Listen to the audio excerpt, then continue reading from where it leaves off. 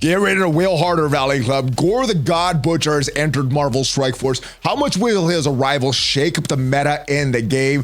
We also have some changes to Ares and the Strike Sword. What has changed? And we got a new Orchis raids on the way. What should you and your line do to prepare? We're talking about all of these topics and more in this edition of your Marvel Strike Force Weekly News Update. This week, I am joined by my brother all the way from the Shire. It is Brother Dulom. And if you're ready for all of this and more, then Brother Dulom, let him know what to do. Let's go smash it as always. And as always, welcome back to the ValleyFlyin channel. I am ValleyFlyin. This is Dulom, and this is your Marvel Strike Force Weekly News Update. We do this every single week, keeping you up to date on everything that has happened and is upcoming in Marvel Strike Force. And if you haven't done so already, hit that subscribe button that is right under Dulom's chin for more Marvel Strike Force content and minimum of 5 Marvel Strike Force videos per week on this channel. News videos like this, question and answer videos, everything to help you in Marvel Strike Force. But how have you been doing, Brother Dulom, in Marvel Strike Force?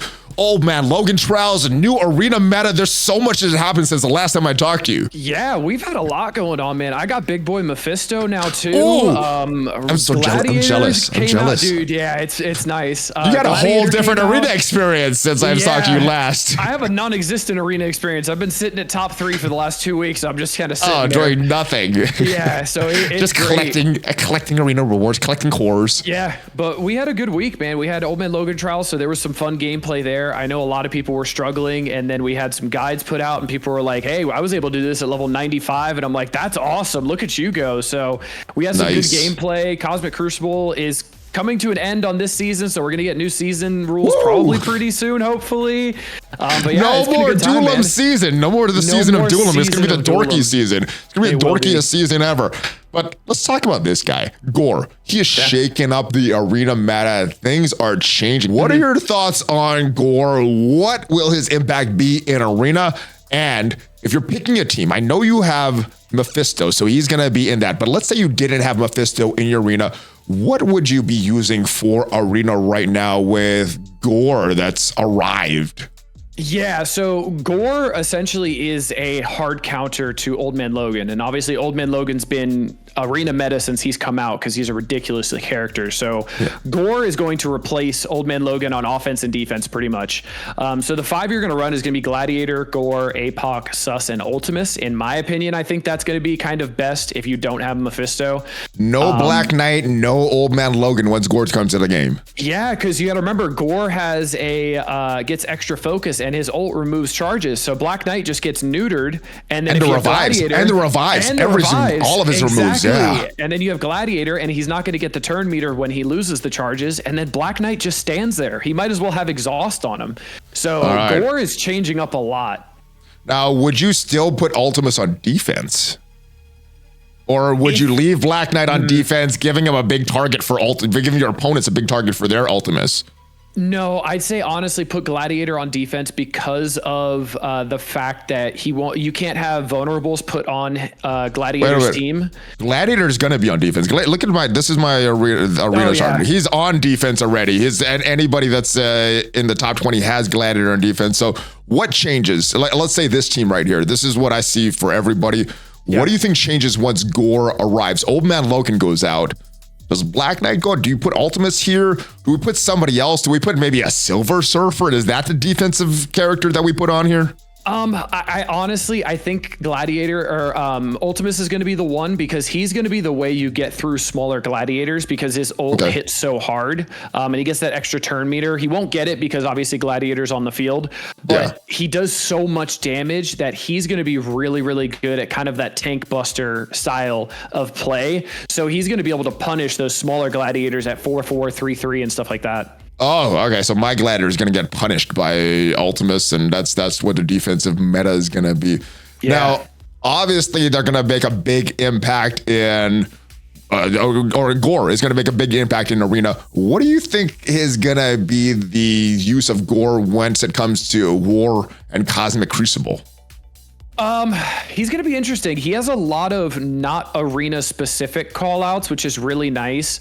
He gets extra focus when he's with the Annihilators. I think just in general, they're going to be a good war defense team just because they're going to be a massive team because everybody's going to build them big because it's arena, right? Arena teams are always built to the moon. I feel like the same thing in Cosmic Crucible. Like we're already finding uses for the 3-piece without Gorr. Gorr is just going to make it better because Gorr is at 129 speed. He's going really fast. He hits really hard. He's got an incredible passive mechanic that makes his special go outside of turn, which is so cool. Like they're going to change up the meta a lot in Crucible. And honestly, I think War too, they're going to start being seen on War defense a lot as well. So this is what I have on defense in Cosmic Crucible right now. Room 3, we got the Annihilators, we have Ultimus, we have Super Scroll, we have Val. Val comes out and Gorr goes in. Is this what you're thinking? Week 1 in Cosmic Crucible, or maybe Silver Surfer comes out or something like that? Honestly, I actually like this team better as of right now because Vol is such a heavy hitter and puts another exposed out there as well for Super Scroll. So I don't know if Gorr really fits into it until the full team comes out because then if you put in Gorr, you lose the 2 hero, 2 villain buff for Super Scroll. True, for Super Scroll. You have 3 villains and 1 hero because Silver Surfer is a hero. So there's that kind of little issue. But honestly, if Gorr is built, he might be way better than Vol, just damage-wise and his kit mechanic-wise. So he could be really good. So eventually, Gorr replaces Val probably, but initially, because most people's Val's going to be bigger than their Gorrs, you probably leave this for Cosmic Crucible. Yeah, absolutely. And are you seeing them more as a defensive nightmare or an offensive tool in War? At least initially, before we get endgame Thanos, just Gorr and the rest of them. I've seen a couple of them on defense, not too crazy. Like I've seen a couple of them with like a Cabal, but I've been using them on offense because they're just they hit hard. Like I took out a Sus Hive Mind after it was sacked. It was already exhausted, and I was able to take out a Sus Hive Mind with like Quicksilver, the 3 Annihilators, and like Firestar because it was what I had left over to clear War today. So they're a really good B team just because of how big they are, and their stats are so good because of that stat jump. Nice. I'm looking forward to playing around with Gorr. I think it's going to be fun. I think it's going to be fun to figure out the turn order, what you have to do with Arena. Just getting used to that Gladiator meta. Now it's going to change again with the arrival of Gorr. But one of the big things that they're going to affect is the Arena meta, right? And yesterday there was a little shakeup in Arena. Some people, as server reset, had this. No Gladiator Orbs in there. And by the time I got my payout, it was fixed. I think it took a couple hours to get fixed, but there was a bunch of payouts in that time. I know at least one got screwed up and people didn't get any orbs. I know you were someone that was affected. I'm not sure if it was 2 payouts, 3 payouts, but there was some payouts that were affected. What do you think is going to happen as a result of this? It did get fixed, like I said, and it's fixed now, but they're going to be replaced. Gladiator Orbs are going to be replaced with Gorr Orbs. So what do you think happens? What kind of comp is going to happen? It's going to be a blanket comp that everybody gets more Gladiator Orbs, or just the people like you that's affected? I think it'll probably be just the people that were affected because to my knowledge, I think it was only 1 payout, 1 or 2 payouts. That's good. That's good. So it was a minute issue, but it was still an issue, right? Because there's still a decent amount of people who have that 6 p.m. Eastern payout. I think I think Dorky mentioned that he was part of that. I think Big Positive Greek also said it was part of his as well. So it definitely is an issue. I think they're going to have to collect the data and then be able to kind of see who was affected and then be able to give it to those players. And I don't think they'd give more than the 10 orbs for getting the top 10. Well, that would be the correct thing to do. True. Do you think Scope is just gonna go, hey, just everybody gets it, screw it, everybody gets more orbs? Maybe, yeah, they could just be like, hey, you know what, 20 orbs for everybody, have fun. You know, the drop rates are terrible anyway. It's not like you're gonna get 100 drop a Gladiator. Why not? You'll get more points than the milestone, though. There's a milestone going on for more Gladiators, so you may get a few more shards from that. But yeah, hopefully it's good compensation, and hopefully they do it correctly. So just the people that's affected. Obviously, as a player, I would like more Gladiator shards, but I want things to be correct on that. So hopefully they do correctly bring out the compensation. All right, we have a raid on Orchis that is coming. New raid that is coming. Raid on Orchis and raid on Orchis Omega. One has 71 nodes, so for full alliances. One only has 51 nodes, so if your alliance is not full, there's only 2 lanes per section in that one, and the normal one, the Omega one, has 3 lanes per trait, excuse me. So what did you think of this when you saw this? I like that they're designing this for non-full alliances, taking that into account, and then obviously getting better rewards if your alliance is full. What did you think of this design? Because I don't think we've had 2 separate raids for full versus non-full alliances before. Yeah, I really like this. I feel like this is kind of like how they, remember when they did Incursion, they had the Incursion, they had Incursion 2, and then they added like Incursion First Strike as kind of like a little bit easier version. I like this. This makes it more accessible. So even if you are a full alliance, but you want to do the one with 51 nodes, you could stack 4 people on each lane, so you can have a bunch of backups, so people don't have to worry about somebody missing or people having a core, because obviously like the Mystic and the Tech sections are going to be presumably pretty hard because those are the teams that are really old. Yeah. So it's nice to be able to give them kind of a free-to-play version or a less competitive version to go against and still get to see that content and be able to play the game at a bigger level without feeling too punished. Yeah, I like that they're doing this. Now, interesting choice here. We got 2 different sides, right? We got the right side, left side. The left side starts with Mutant, then goes right into Mystic, which we don't have any buffs for. They said they're going to buff certain teams based on your difficulty. No buffs coming for any Mystic teams that we have in the game right now, but it will be for the Night Stalkers when it comes to the game. So Bifrost, not getting anything here. What everybody was saying, if you have Mephisto, this will be fine. If you don't have Mephisto, it's going to be very challenging initially. The tech section, this is where the Orchis team is going to come into play.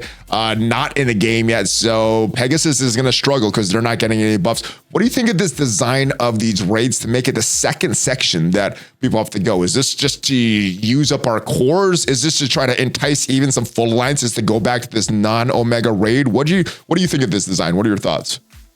It's weird. They've never done this before, because normally the sections that are going to be replaced will be the last 2 sections, right? Because that's how it was with Incursion, because it was Extreme came out, and then Hivemind came out, then Spider Society came out, and it was that in that order, right? Yeah, and I think they did the Reprievus before Incursion as well, so they have kind of a trend with that. Correct. So it's interesting that they're going this route. I would like to know their thought process behind it and why they're trying something different, right?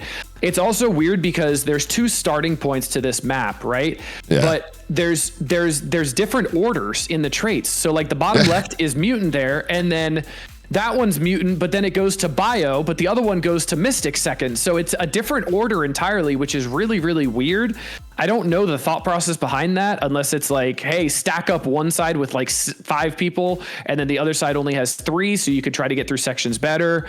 But it allows for strategizing, which is kind of cool. And I kind of like that part. Yeah, I kind of like the strategy as well. And it allows you to not everybody has to build the same teams. You know, I'm on this side. I hopefully have my Extreme X-Men done, and then I'm going to work on some other Mystic characters. If I'm on this side, my skill is done. A Spider Society is done, and then working on other tech characters. So it's not just kind of cookie cutter for everyone in Alliance. That's what I see as good about this, but it may be problematic, especially in the beginning, before we get Orchis, before we get Night Stalkers, do this tech and Mystic section. Now, interesting enough, there are going to be some buffs, but different. Not buffing the enemies, they're buffing your team. And I don't think we've had this before. Only the specific teams that we're going to talk about in just a little bit, but it's based on ISO 8 Blue. Were you fearful that enter these raids, it would be based on ISO 8 purple, or is that too new that you never thought they would do something like that? No, I don't think they would have done that unless they came out with just like a difficulty 4. If they're like, hey, purple strike Orchis, only like for whale alliances, only for Krakens, because like that'd be ridiculous. Because like people that have purple ISO now, like I'm putting them on like the mythics, right? Like I'm putting them on Mephisto, Old Man Logan, Super Scroll, stuff like that. Imagine having to sit there and go, well, I want to do my raids, I got to put it on Pegasus, even though they're out the door. Oh, jeez, that would be bad. That would be really bad. That would be really bad. That would be really bad. Not something Scopely wouldn't do. Maybe 2024 Scopely wouldn't do that, but I can see 2022, 2023 Scopely doing that kind of stuff. Yeah, man, for sure. But I love that there's no purple requirements. I think Blue ISO 5 is absolutely fair. I know that since they had the Blue ISO 5 change as well, that's been really, really player friendly. So you're penalized a lot less for changing ISOs, because that's the point of the ISO system. We want to change ISOs around. That's the best part about it. Changing from Striker to Raider, depending on what room you're in. Room 1 in Crucible has the different ISOs doing different things. Like, I'm so glad that they changed that. So now we have no issues taking anybody we want to Blue ISO 5 and not feeling bad about it. And the toggle button. Remember before that, we'd have to go back to the main screen to switch ISO 8s because of certain bonuses in rooms. Like, man, this is so inconvenient. So that the switching of ISO 8, the cost of that, reducing that cost to make it a little more free, and having that button to switch it freely right before battle, much needed change. Let's move on to these two new teams, because Hive Mind is going to be solved. Extreme X-Men is going to be solved. Spider Side is going to be solved. If you've been playing for a while, you have these teams built up, ready for the Spotlight raids and what they do outside of Spotlight raids. But Orchis, the Pegasus is not going to cover this. They're not going to get any of these bonuses with their base stats and barriers. It's going to be tough with Pegasus. Same thing with the Night Stalkers. Until we get the Mystic team, the Bifrost is going to have to do. What are your predictions for this? Obviously, Orchis, when I looked it up in MarvelFandom.com, was related to Sentinels, related to the creatives of the Sentinels, X-Men villains type of thing. So they could go in a lot of different directions with that, because they don't necessarily follow the comics or the MCU. They kind of take their own story with Marvel Strike Force. What are you thinking? What are some characters that you're thinking for the Orchis raids? And luckily, we don't have the real info, so we could speculate all we want in this. So what are your thoughts on, what are your predictions for Orchis? Yeah, so I know Nimrod's been a big name that's been thrown around a lot. Even in the past couple of years, even when before Pegasus came out, people were like, "Oh, we're gonna get Sentinels and Nimrod and all this stuff." He's in Marvel Strike. He is in Marvel Snap. Excuse me, Marvel Snap. He's in there. So yeah. Yeah, so that was my first introduction to him, was actually in Snap, and I was like, oh, this is a really cool character. So, dude, I would love Sentinels, like, even if it's just like kind of like minions, but like they have full kits and it's just like a red Sentinel, blue Sentinel, whatever it is. I feel like that would be an awesome way Master to tie Mold, one of the creators of that, maybe Bastion from the X-Men 97 series. Dude. What other, let me know what other predictions you guys have for this Orchis team. Now, this Night Stalkers team, we kind of know some of the characters already. We've been voting on some of the characters. Moon Knight is getting a rework. We're getting Karen Page, the vampire that got mentored by, I think she was mentored by Elsa is what won the vote. And no, she was mentored by Morbius. I thought that was one of the votes. I thought he didn't win, but I whatever. It's Karen Page that is coming, right? Yeah. We have Moon Knight that's getting a rework. We have Man-Thing that is on the team. Yeah. What are your predictions for the other members? I know there's been some rumors floating around. When you first saw Night Stalkers, the vampire team, what do you think is going to complete this team? More reworks, new characters? I'm assuming there's going to be another rework, right? Because there's usually 3 new characters and 2 reworks. So we knew Moon Knight is one of the reworks, which I'm actually really happy about. I never got to play with him when he was good in Shadowlands, so I'm super stoked to build him and finally make him good. The other rework, selfishly, because I pulled a 3 diamond on her, is Elsa. I literally pulled a 3 diamond on her like 3 months ago, and I was like, this is never going to be good because she just lost the vote, which is what I thought. And I was like, oh God, terrible. But I mean, it's vampires, right? They could go either way. Can we not? They could go with the vampire. They could go with the vampire hunter. Right. They could go with voodoo. They could go with a bunch of different ways with this. We got to have Blade on this team, right? Like, if it has to be Blade. Like Halloween, has to be Blade. If we're not getting, if it has to be Blade. Night Stalkers and we're not getting an Undying member, and if that's the case, you better be giving us Blade, because if not, as soon as I saw Karen Page, I was like, Blade's coming on this team. Blade's on this team. It has to be. If there's any other guesses that you guys have, could it be anybody else? Who else do you think could be a rework? Let me know in the comments, Night Stalkers, and let me know your guesses for who's going to be on this Orchis team, as we talk about a raid that got buffed erroneously this past weekend. Only a couple days, and people were wondering, is this permanent? Is this something that's going to go on? If we looked at this, purple ISO 8, and I guess what happened, they were trying to push some new data and affected old data as well. They corrected this by Saturday. So I think Friday it was bad. By Saturday it got corrected though. So about a day or so this was up, but we're getting some compensation. That compensation is always good, and it's like a day worth of some really good rewards. T2 level 4 ions, so good stuff with the blue ions there. Teal Epic Orbs, that's great if you still don't have a lot of your characters at the teal level. Crimson Raids are great for me because I still don't have Mephistos. I'm still gearing those characters up. Armory 19 Orbs are always good. And Greed Rain Energy, this will be good, especially for us. We missed a 100%ing a raid. Do you think that we should do this and use this extra energy and get the extra raid to try to get back into the top 100? Or is everybody trying to get an extra raid to make up for this potential day that they missed on Friday when we had some purple ISO 8 on some enemies? Yeah, it's definitely a great idea, right? Because then you're saving some cores, you don't have to worry about it. And then anybody that even didn't miss a raid, you know, our raids used to reset right around when the raid season would pay out, but we'd get like a big push in right before that happens, and that costs a lot of cores. So this extra energy could be really nice for some alliances that might need it to get that extra push to push those leaderboards. How much of a difference is the cores going to make for the, not the cores, the armory, the crimson stuff, the crimson raid orbs and armory 19 orb fragments? How much is the difference going to make for you, someone that already has Mephisto? Is that as big for you as it is for me? It's useful, right? Like that's a full day's payout of incursion 2.3 at 100%. So it's still useful. Like I'm not just done with red gear. Like I still buy red gear from the supply store. I buy the catalyst. I buy the stuff I'm low on. I buy the uniques I'm low on. And my kind of goal now, since I'm done with DD7, is I backtracked a little bit on some characters like Spider Society, because those teams are just ridiculously good. I backtracked on a couple teams, like Extreme. I took up like Forge to G19. But from now on, I'm looking to the future. So I'm using the Dark Dimension 7 planner to make sure I have all the gear I need for the 3 Annihilators.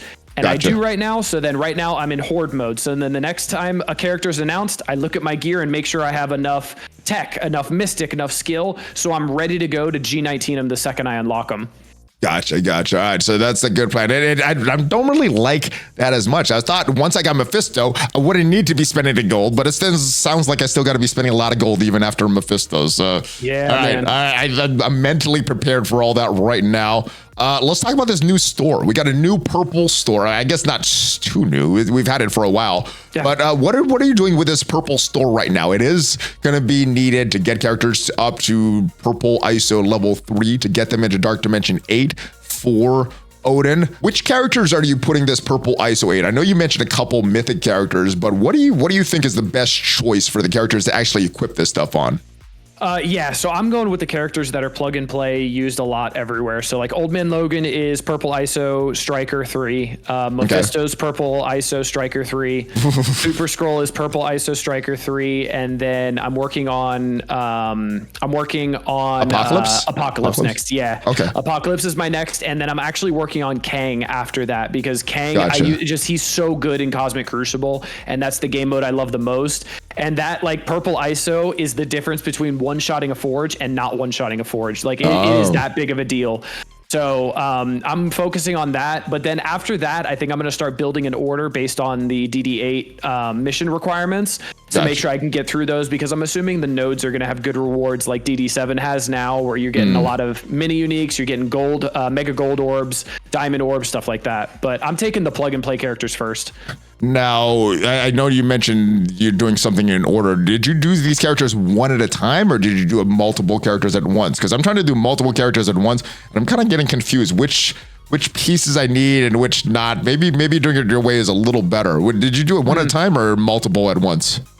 What I did is I looked for the classes, right? Because it's based on class, like brawler, support, controller. So I did my top pick from each one. So Kang is the blaster, Apoc's the support, Mephisto's the protector, Old Man Logan was the controller, and then Sus was the brawler. So I did the top 5 from each one.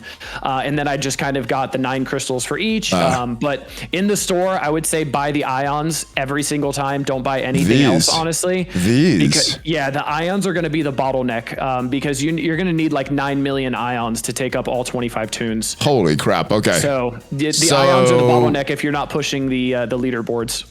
Okay. Okay. All right. So I gotta get more ions. Yeah. I'm not sure. I guess I gotta slowly I gotta take these characters up a little slower than I have, just because I thought I had so many of these radioactive traits, and now I'm down to like 131. I had like 500 just less than a week ago. So I'm like, I gotta curb my spending a little bit. It felt like payday when that leaderboard event paid out, and I'm like, I have 500,000 of this currency. Like, this is awesome. Through it, and I'm like, where did it all go? It's been a week. It's like I'm like, it's less than a week. I'm like, look where I am right now. Yeah, so, man. Yeah, it's spending a little too much. Now let's talk about this character, and you know what happened to this a little better than I did. Ares, we got a passive change here. There was a line of text added. This line right here: positive effects from a room's war bonus apply after this passive. What did that do to the effectiveness of Ares? So gameplays wise, that changed nothing. Okay. The only thing that did is it just correctly illustrated what's happening in game. So we'll see a video here with Spider Society. So the Spider Society their on-spawn buffs are the ones here. They get removed by Ares, but now the war buffs are coming in, and that's the war buffs there. And now Ares here has the Awaken passive, which means enemies cannot spawn with Safeguard, which is why they did not get Safeguard from those war buffs. And that's that Awaken T4, or the Awaken T5 passive. Correct. So that is working correctly. Nothing really changed. It's just a text update to correctly illustrate what's happening in game, so it's not misconstrued in any way. Okay, and is it working correctly, or is it broken? No, it's working correctly. I tested it. I tested it a good amount. It's working in Cosmic Crucible now as well, because I know it was broken the first day it came out. So it's working in Cosmic Crucible now. I confirmed that, and it's working in War the same way APOC works. Now back to this match. If he did not have the passive, they would spawn with Safeguard. He wouldn't remove anything. Is that how it's working? Yeah, so he would still remove the on spawn stuff that they had, but the Safeguard comes with these second wave of buffs, because that's a war buff. So that extra stuff wouldn't be removed because his passive has already gone. I couldn't remember if the Safeguard came from their passives or war, but I guess it doesn't matter too much. Okay. Cool. All right. And we got a brand new graphics update again, Dulom. I did not download this. I think it looks exactly the same that it did before. A little too bright, and the raid lanes have some pink on them. At least this time, though, it is a beta test, so they're testing it. They want feedback. You can opt in if you're an Android user. I don't think you have an option if you are a iOS user, but you can use this on any of your emulators, BlueStacks, LD Player. Have you done this? I have not. I've seen what it looked like. Wasn't that happy with it. It looked exactly the same as the problems with the first update. I do like that there's some changes to this, but it's still not in its complete form. So what do you think of this? Did you do this, and will you do this if you have not?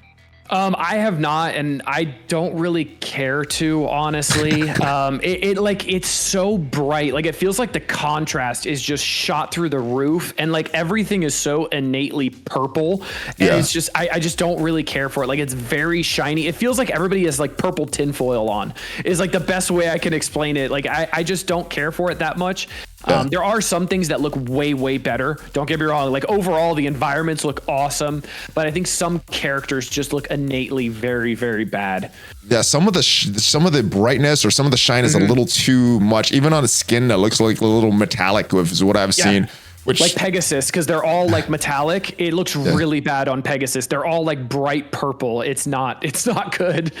So the way I understand it, that's just kind of just having the new graphics is kind of effect of what's happening. What it's meant for is so that you can get more environments in the game, update graphics a little more regularly. So while the graphics changes are good, I think what it allows them to do is allow it to do more of these over-the-air changes, just the graphics and things like that in the back end. That's what I'm more looking forward to, having this run properly. So I want this to work. If you guys want to test this out, then this is how to do it. The links are on this webpage here, and you could do that and give them their feedback on what they should do better. And hopefully this comes to the game very soon, because I think they want to add more graphics and things to the game, but they need this to go live first. So that's hopefully it gets released very soon.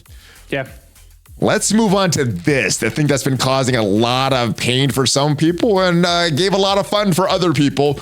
Yeah. What are your thoughts on Old Man Logan? I know personally, talked to you before, I enjoyed the difficulty personally. I know you did as well. And I think for end game players, if you have a big spider side, you've been keeping up with the raids, you have Super Skrull, building him up, keeping up with the meta, I think it's a fun challenge. You know, all you really needed to do was build up your Cabal, build up your Out of Time, and you should be good. If you're not, though, if you're a newer player, if you are not at level 100 yet, have those teams built up, maybe you have a very small spider side, don't have Super Skrull yet, it is very, very challenging. Do you think that challenge level is appropriate based on this is one of the best characters of the game, Old Man Logan? Or do you think it should be a little easier to get through this 7-star based on some of the reports you're hearing? What are your thoughts on this difficulty of Old Man Logan? Personally, I think this difficulty is right where it should be. Like you said, you're getting the best legendary in the game, and honestly, probably the second or third best character in the game behind Mephisto. Honestly, the second best, because he's only worse than Mephisto. Except in Arena. Right, except in Arena, right. But like, he is so good. Like, you need to earn him. And something that really made me happy is I made a video on a guide to help some people out, and people in the comments were like, this isn't working for me, this isn't working for me, it's too hard. I'm like, listen, keep trying, you'll get it. And then people will respond back and go, this was one of the most rewarding things. I have a 7-star Old Man Logan now. This was so much fun. And I had literally a rewarding experience. And I'm like, that's what Scourges are about. They're supposed to be challenging. They're supposed to be hard.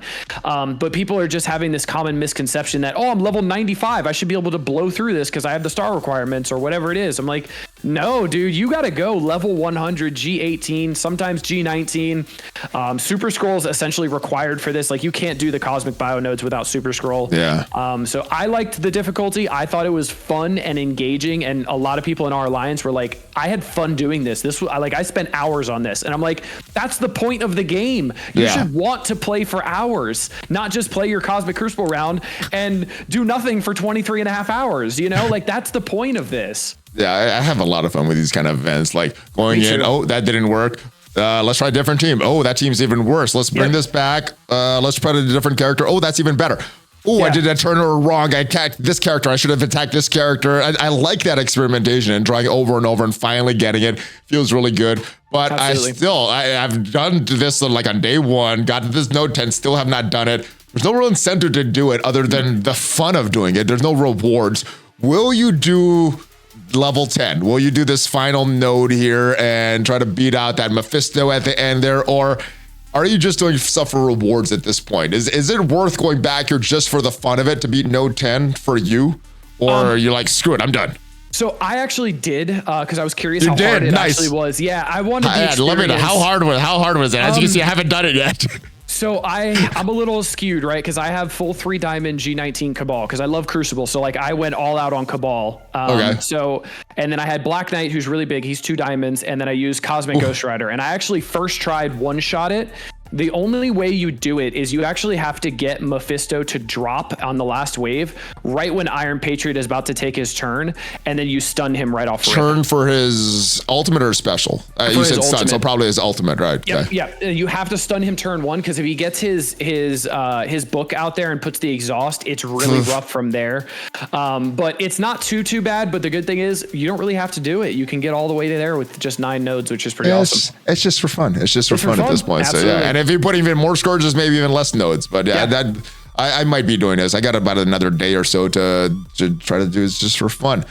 But there is an event going on right now. This one I started to save some campaign energy. It's based on spending campaign energy, doing your Cosmic Crucible battles, and spending power cores, and also doing the web milestone, which is pretty easy. It's based on blitzing or spending campaign energy. I like web events like that, where you could either grind out blitz or you could spend some power cores and use your encouragement energy and do no blitzing. I like that they give that option. I like very easy web milestones. What did you think of this? Or what are you thinking of this event? Because there's still 5 more days of it. What do you think of the structure of this event, the rewards, the ease versus difficulty of getting some of these rewards, and then the ranking awards? Top 1,000 gets a diamond for Old Man Logan. I'm not sure if how fast it's going to be realized, because those red stars for Old Man Logan pretty expensive. What do you think of this event overall and the rewards, everything like that? Yeah, I think it's pretty good. You know, it's rewarding core spending. So we're double dipping. So, you know, you're spending cores to refresh your campaign energy, which you're spending campaign energy to get points, which it's also nice because there's going to be 2 different premium characters in the core orbs while this event is running. So right now Gladiator's in there. And then today Gorr is going in there. So you have the choice to do either or a little bit for each. So that's a little bit of double dipping as well, which is really nice. And honestly, you're going to get to milestone 14. You get 2 mega gold orbs. That's pretty nice too. Nothing wrong with, pretty easy. Not for most bad. players getting to milestone 14. It's with a little energy spending and doing your crucible battles should be pretty easy to get to milestone 14. The rest of the stuff, obviously, you got to go over and above just a 50 core spending. But you know, that is some good rewards. You should have to do that. I kind of like this event. What do you think about this diamonds for old man Logan? Is it worth pushing for the top 1,000? Is he that good of a character now that the Annihilators are in the game, or would this have been a little more incentive for people to push before the Annihilators while old man Logan still has arena value? Yeah, it would have been a little bit more incentive if this was like a couple weeks before Gorr. But I mean, you got to remember, old man Logan's used everywhere. He's ridiculous in war. Like every time you see him in Cosmic Crucible, you're like, I got to plan my entire Crucible around him in room 4 or him in room 2. Like he is ridiculously good. And he just carries Dark Dimension 7 legendary for you as well. But is it worth pushing for the diamonds? Me personally, no. I'll probably get top 2,500 because I cored for Gladiator a little bit. So I'll get some dark diamonds. I'll get that. I'll get some of those ions as well. That 700,000 ions for being top 2,500. So that's nice. But I'm not into this. I'm gonna spend a bunch of power cores or spend a bunch of money to get a diamond on them. I'll just wait till they allow us to do it the easier way. Agreed. That's where I'm as well. Now we also have an alliance event going on based on spending even more energy. So if you want to really max out both of these events, you're spending a lot of cores. You're spending cores on your normal campaign energy, spending your cores on the ISO 8 energy as well. What are your thoughts when you first saw this? 2 spending events going on right now. One for your alliance, one for you. I think Scopely's just so gracious because they're like, you know what? We're giving you so many extra cores in arena. We're just giving you a reason to use them. You're welcome. We're just so giving. No, I think it's more energy. More energy. No, I think running them both simultaneously is not good. I think it should be alternating. 1 week regular campaign and then the other week ISO and just alternating like that. Having both at the same time, I mean, that's 400 cores a day. Like that's top 50. If you want to go max, Yeah. Are you going a little less on your alliance spending? Maybe. I won't click on the participation to show either your and my rank, but no. I still do about the 3 or 4 there, but I did use a little bit of cores for Gladiator because I wanted to make sure I got him up and running because I saw how good he was, and the orbs that they're giving for free from Arena were pretty generous to me. I had a couple 5 drops and a couple 10 drops, so I got pretty close and cored the rest of the way. Nice. All right. In addition to all that, we still have another event that's going on right now. Pool party dry off. Now, I do want to give a PSA because I got confused that second week because like, where's my chimichangas? How come I'm not getting points? How come I so low? Well, weeks 2 and week 4 are not based on chimichangas. Weeks 1 and 3 were. Weeks 2 and 4, it's based on your pool party, which is not that bad because using these characters along with the blitz for the web milestones, you could use a lot of these pool parties. I'm almost done with it because I'm done with the web milestones for all the blitzing. But yeah, it's based on using these pool party characters with that tag. What do you think of this costume? Are you going to equip this on Deadpool? I know you're using Deadpool for the merch for money, but are you going to use this version of Deadpool, the X-Force costume, or the traditional red costume? I actually like the X-Force costume better. I like that one better. I know a lot of people are wanting to use the hot pool, which it's cool. It looks awesome. If you've seen the movie, if you saw the movie, do you still want to use this costume? No. I don't want to use this costume. I saw the movie. I'm like, no, go away. Go away. I don't want the bullet sponge on my team. I'm good. I wonder if he has a special animation that the dog comes out when he does his moves. Dude, I've been wanting that for cosmetics for a while. Give them like one alternate animation that pertains to the skin or changes a little bit. I think that would add so much value. Ultimus has to a little bit. Ultimus sort of. It's not a big change, but I think he does a slightly different animation with one of his moves. They should do that with all of them, right? Yeah. All cosmetic, no gameplay advantage. Cool. So if you don't have all that, just so Would that entice you to push for these events? Because I'm pushing for all these costumes, but I still never really wanted to buy it. If they added some more animations that are unique to that costume, would it entice you to spend money on this? Because I think they've been really weird with the costumes they release, right? And I think they just don't make money on it. But would something like that entice you to buy it? I'm not sure if it would for me. What about for yourself? I've never been a big cosmetic person. Like even like in the old days of like Call of Duty and stuff, I'm not like, oh, I'm going to buy cosmetics so I can have this shiny gun. Like it doesn't do anything for me. Like I'd rather just have the OG skin, and people are like, oh, this guy has the OG skin, he's going to be terrible. Then I'm just destroying them. Cosmetics never really did anything Look at this noob with the, doesn't even have the most advanced skin on the character. Yeah, so that's never really affected me too much. I'm just glad that they have not turn to, hey, cosmetics are going to affect stats and going to affect how a character performs, and I hope it stays. They keep with that that design. Yeah, I remember playing Future Fight back in the day, and I would have to equip these costumes that I didn't like because it has the best stats and the best moves. I'm like, all right, I got to play with this version of the character instead of the version that I like. I got to play with that. But yeah, I do like that we could choose our characters. Not going to affect gameplay in this. All right, we got another change. JARVIS Orbs were changed as well, or were added as well. We got some free ones as well. This means that the Legacy Orbs are going away. We got some good selection of characters in these JARVIS Orbs. So if we go to the game and check out these JARVIS Orbs, I like these selection of characters. What did you think of the selection of characters? This is way better than the Legacy 1, 2, and 3 Orbs for newer mid-game players. Obviously, if you're an end-game player, you have all these characters already. It doesn't make a difference for you, but I think this is great as a catch-up mechanic. What do you think of these JARVIS Orbs, and did you open your free ones? Yeah, I did open the free ones. I need the Ultimus food because I'm going to be definitely using Ultimus credits for when Illuminati gets put in there, and then obviously when Annihilator gets put in there. Well, since you opened it, let me see what I got here. It's all Ultimus food. Hoping I get a lot of Ultimus food. Oh, I got some gear credits. I can get some purple gear. Yeah. Winner, chicken dinner. Dude, these are really great for new players, honestly. Like these include a lot of the reworks for newer teams. So like Cap America is reworked, Gamora is reworked, Deathpool's reworked. Loki was reworked. Cockroaches. The cockroaches are here. The Infinity Watch. They're never going out of the meta. Ever. But I mean, it's a great catch-up mechanic. I think it's way better than the Legacy Orbs. I think honestly, it's a good change, and it kind of condenses them instead of having 4 Legacy Orbs, which looked really weird and cluttered the store. So I like this. Now, did you remember to open your Legacy Orbs? I want to give another PSA. If you didn't open these, make sure you open all these because they will be going away, especially a newer player, that these kind of things will matter. Yep. Did you open all of yours? I did. The second I got open all, I opened all of those because it was so much fun. I was like, wow, 3,000 orbs, click, done. Oh, it was so satisfying. In a second, instead of having to wait hours for it to ping the server, get back, ping the server, and get back. It's almost a good thing that they broke, right? Like, when we saw that, they were like, oh yeah, we're going to test it with 26,000 orbs. I'm like, we're going to be sitting here for a minute. And it was like 3 seconds. And I'm like, that's awesome. And they were like, that's real. Amazing. That's real. They said, that's real time. Like, yeah. I was like, get in the game now. That's great. Oh my God, dude. And all the gold you get from like the Gear 16 orbs and stuff like that we were getting, like it was all the gold. I got like 2 or 3 million in there. Oh so yeah. Like, okay. I got around the same amount. I got around the same amount. Cool. All right. Yeah. I was thinking, wait, how many orbs did you have? Right. We got to, okay. All right. Let's check out the new store, the Strike store.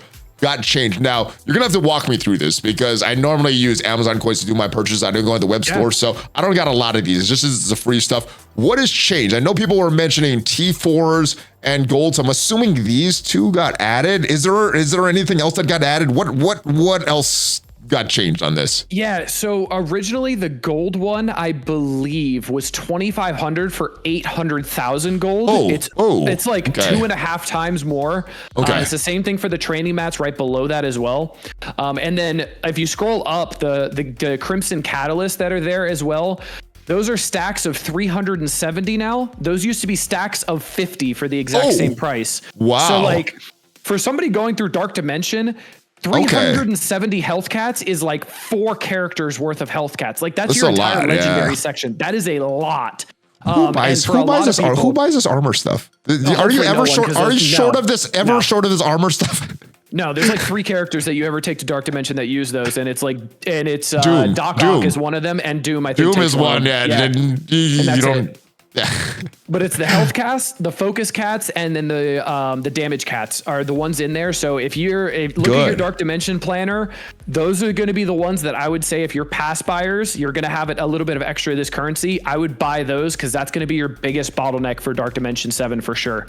Good.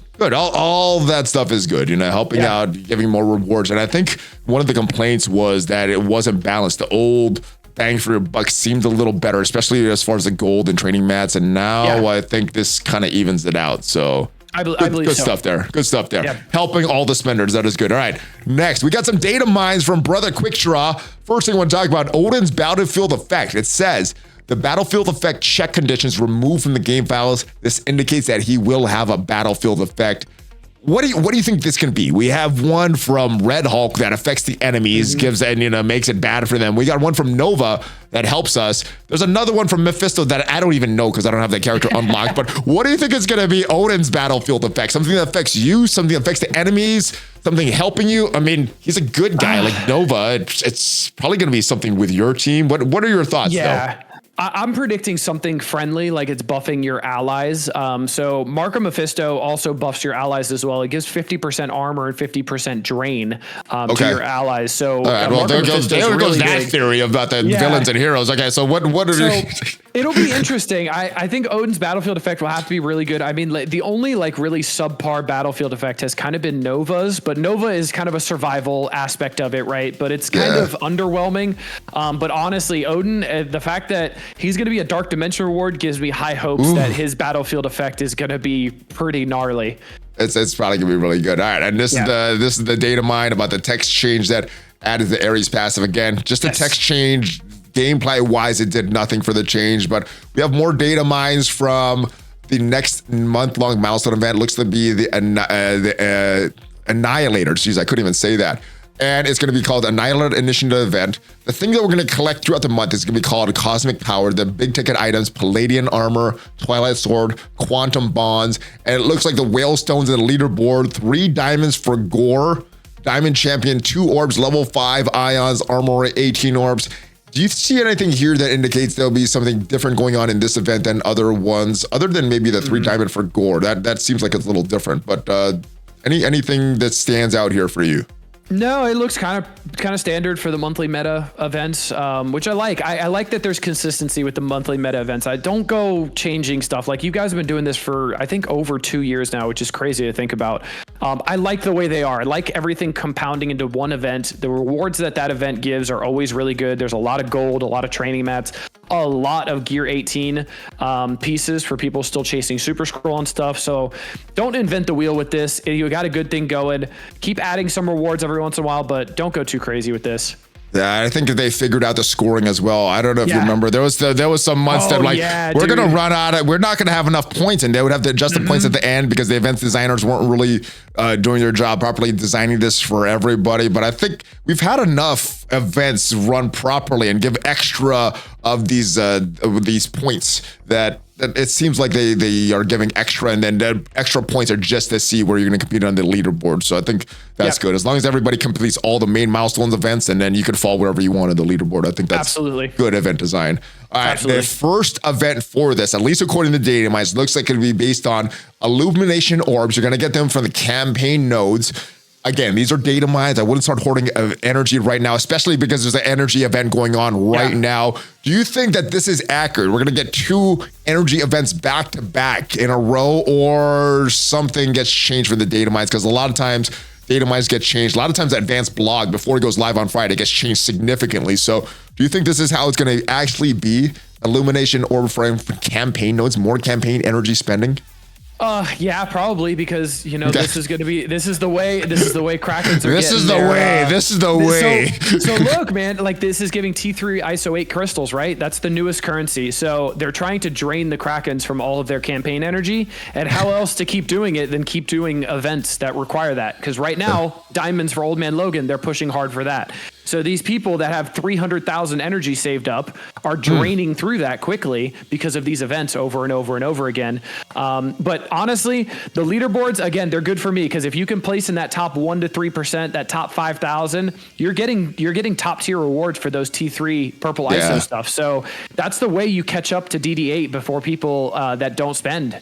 Yeah, just or you spend a little bit on these events and get some massive rewards from them. I mean, if you're a spender, you got to choose where is going to be the best bang for your buck. They mentioned a gleaming gold costume. Some people in chat mentioned that's going to be the Kang costume. They've done one with Apocalypse. They've done a few of these. Who do you think this gold costume is going to be for? Is it a gold Old Man Logan coming? Is it something else? You didn't hear. You didn't see, there was another data mine like a week ago. It's a gold Black Knight, actually. Actually, I see it right here. I see it right here. I see it right here. I didn't read this part and highlight it. Okay. Black Knight's golden costume.